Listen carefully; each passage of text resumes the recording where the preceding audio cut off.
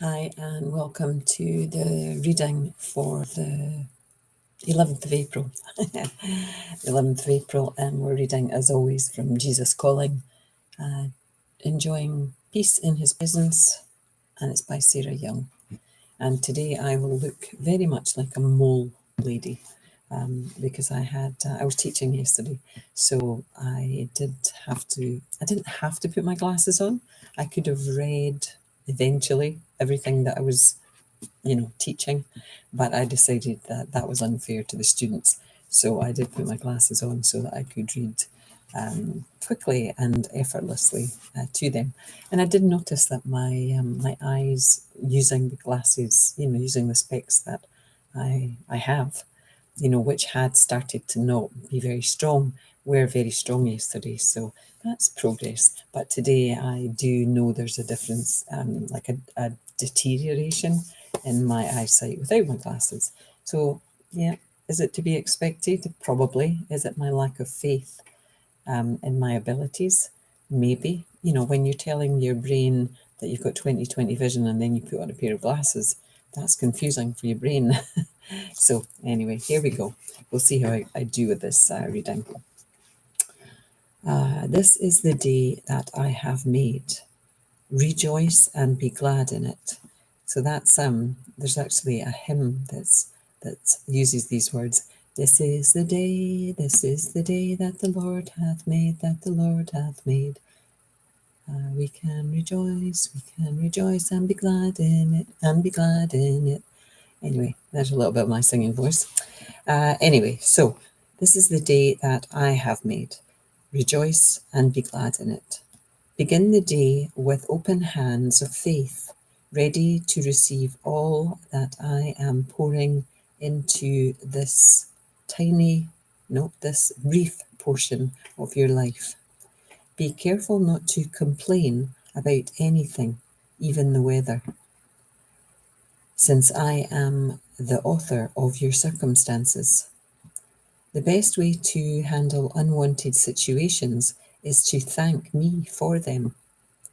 This act of faith frees you from resentment and frees me to work my ways into the situation so that good emerges from it.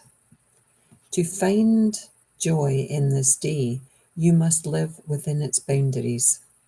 I knew what I was doing when I divided time into 24-hour segments. I understood human frailty, and I know that you can bear the weight of only one day at a time.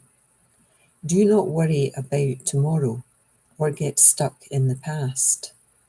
There is abundant life in my presence today. And that's this reading ties in with Psalm 118 and Philippians 3. So I didn't do too badly. I always read it through before I come on live, just so that I can fill in the description.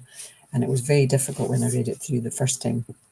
But I suppose the second time round, I actually have a little bit of memory of the words that I read the first time round. So that's helpful. My memory's still relatively good at my age. So circumstances we don't want, even the weather. Don't complain. How many times do you find yourself complaining in a day? I got up this morning and started complaining, and I was very aware of the fact I was complaining and to not complain. But it can be difficult when there's something there that you don't want, that you have to deal with, then it's difficult not to complain. So Jesus is saying, don't complain. Just remember that there's a reason for everything and that He is in charge of our circumstances. And the more we are thankful, the more open we are to receive His blessings and the understanding of why we are facing the situation we are. So, yes, resentments can be very joy destroying. Let's face it.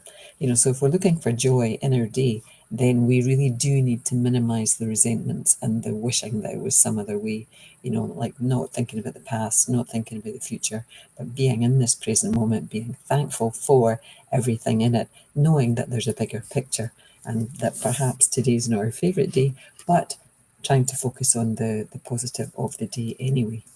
So that's my 5 minutes up. Namaste. Love to you all. Bye now. Bye.